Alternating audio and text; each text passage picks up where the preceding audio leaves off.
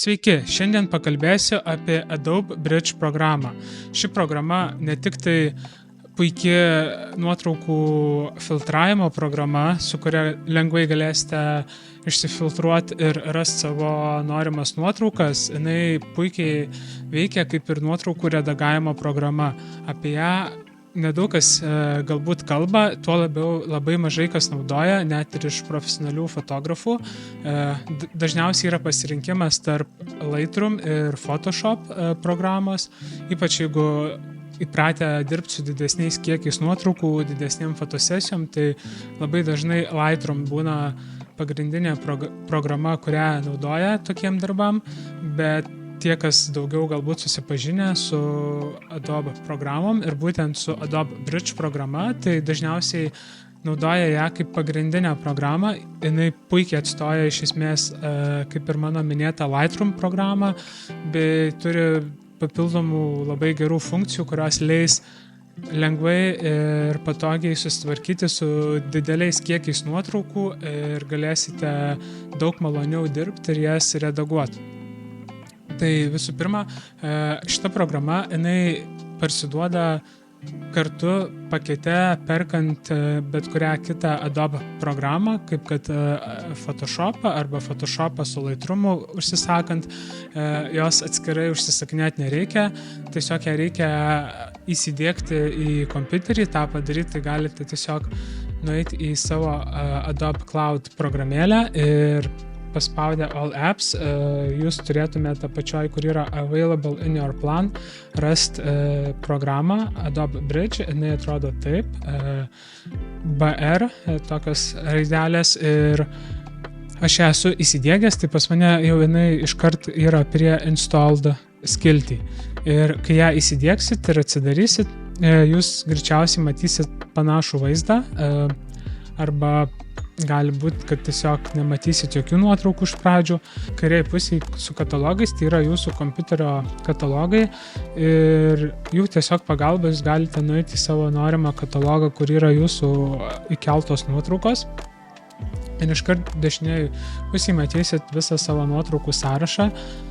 Dar vienas patarimas, kodėl ši programa labai gera, tai yra puikiai galėsite atsidaryti ir matyti visus RAW failus, jų nuotraukas, paveikslėlius, dėl to jinai puikiai padės, ypač tiem, kas, kaip ir minėjau, negalit galbūt peržiūrėti savo pilnai nuotraukų, tai jas galite tiesiog matyti bendrą vaizdą. Ir privalumas galbūt dar būtų esminis jos toks, kad apačioj esantys filtrai leidžia labai išsifiltruoti nuotraukas pagal įvairiausias kategorijas, nuo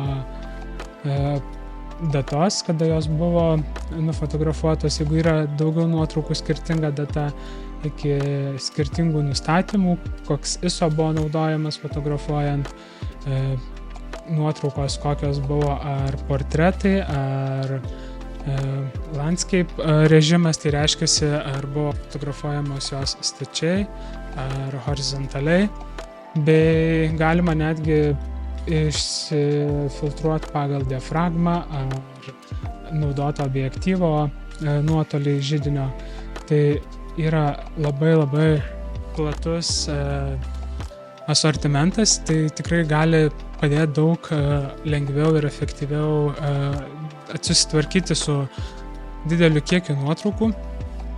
Kitas labai dar patogus dalykas, kad spaudžiant ant bet kurios nuotraukos tarpo mygtuką mes galim tiesiog jas peržiūrinėti po vieną labai greitai ir patogiai, ir patikusią nuotrauką galim reitinguoti nuo 1 iki 5, paspausdami 5 ir atsiranda žvaigždutė 5 ir mes paskui galime atsifiltruoti pagal išreitinguotas žvaigždutės. Ta padaryti yra labai rekomenduojama, ypač, pavyzdžiui, kai norite atsirinkti specifines nuotraukas, jas greičiau susiredaguoti, išsirinkti geriausius kadrus, tai visai šitas metodas patogus ir jeigu taip nesat bandę, tai visai rekomenduoju pabandyti. Ir taip galima visai greit pereiti nuotraukas ir jas išsirinkti geriausią variantą. Paskui išsirinkus nuotraukas dar apačioj galite net keisti, kiek norite matyti nuotraukų viename lange.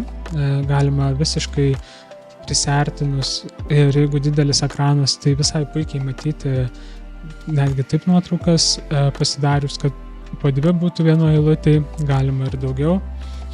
Ir pasirinkus norimas nuotraukas redaguoti, galima vienu metu redaguoti keletą nuotraukų. Labai nesudėtingai, tiesiog galim pasirinkti, tarkim, nuo šitos nuotraukos aš noriu redaguoti visas nuotraukas iki pat, kaip pavyzdys, šios nuotraukos ir kad visas pasirinkimas man pavyktų, man tiesiog tai reikėjo pažymėti pirmą nuotrauką pelytės paspaudimu ir jau paskutinės nuotraukos pažymėjimą aš įspaudęs Shift klavišą pažymiu visas nuotraukas esančias tarp šių abiejų nuotraukų ir tiesiog atsidaręs, paspaudęs dešinį mygtuką ant bet kurios nuotraukos pasirenku Open in Camera Raw ir man taip atsidarys langas Camera Raw, kuriame galėsiu atlikti nuotraukų korekcijas. Dabar mano yra pažymėta pirma nuotrauka, bet aš jeigu noriu vienu metu atlikti korekcijas visose nuotraukose, tai aš lygiai taip pat pasižymiu nuo pirmos nuotraukos iki paskutinės visas ir naudojant bazinius nustatymus Light galiu tiesiog vienu metu atlikti korekcijas visose nuotraukose ir tai sutaupys labai daug laiko redaguojant didelį kiekį nuotraukų. Mano patarimas toks, jog atliekant bazinės korekcijas ir naudojant Light tabo nustatymus, stengtis nenaudoti exposure ir contrast nustatymo, kadangi jie labai grubiai redaguoja ir labai dideli gali būti skirtumai nuo šviesumo, tamsumo ar kontrasto intensyvumo, tai tam yra apačioj highlight shadows, kurie puikiai atstoja exposure nustatymą bei whites ir blacks, su kuriais tiesiog galima tą patį kontrastą sukurti ir šiais nustatymais iš tiesų galite žymiai geresnį ir profesionalesnį rezultatą gauti ir tiesiog galima pasižiūrėti, kaip atrodo nuotraukos. Kiekvieną, kaip ir minėjau, atskirai galim paspaudus dar papildomai pasiredaguoti pagal poreikį ir netgi jeigu norime visas šitas korekcijas perkelt ant sekančio kadro, mums tiesiog užtenka nusikopijuoti, paspaudus Ctrl+C, paspaudus Done ir tada atsidaryti visiškai galima kitas nuotraukas ir jas atsidarius taip pat Open in Camera Raw skiltyje mes galim paspaudę Ctrl+V uždėti mūsų prieš tai įsaugotą korekciją ir taip atlikti papildomus veiksmus, pakoreguojant daugiau. Ir šis principas yra iš tiesų labai nesudėtingas, manyčiau, net ir pradžioje išmokus